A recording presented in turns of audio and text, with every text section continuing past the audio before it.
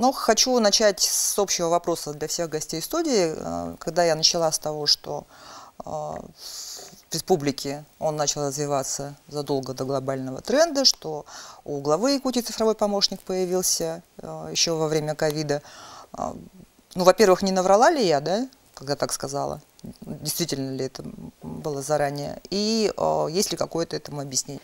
Если мы разговариваем про тенденцию, которая сейчас развивается, да, искусственного интеллекта, то в народе это 22 год, когда ChatGPT выставил чат-бот свой, вторую версию, и после этого у всех людей там началось, все начали говорить про искусственный интеллект, но... Начался хайп вокруг да, искусственного вот интеллекта, хайп, да, говоря простыми словами. словами. Но до этого все равно искусственным интеллектом много кто занимался, и у нас в республике занимались, у нас есть в университете бакалавриат и магистратура по обучению искусственного интеллекта. Это даже до этого хайпа началось.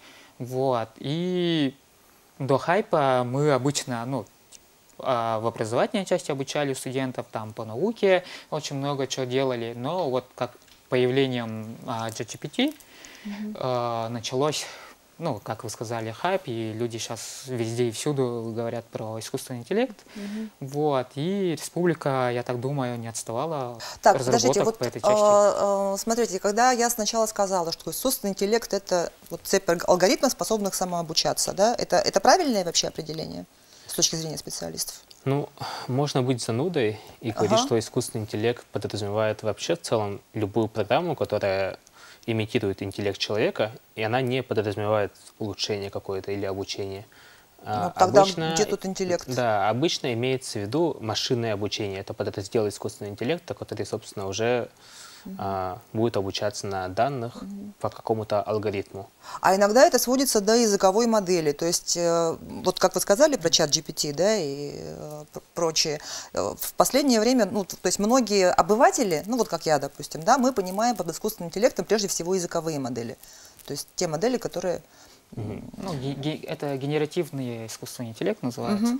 Вот. И сейчас вот про текст, который он генерирует, это и есть генеративные машинное обучение. Вот. Вот Дон рассказывал про искусственный интеллект. Ну, вот искусственный интеллект это вообще общая, как общая математика, да. Потом математика разделяется там по частям, там алгебра, геометрия, типа такого. И искусственный интеллект, он разделяется на машинное обучение, там потом нейронные сети, и вот что вы сказали, языковые, это есть так называемый NLMP, ну, если на русском, это обработка естественного языка.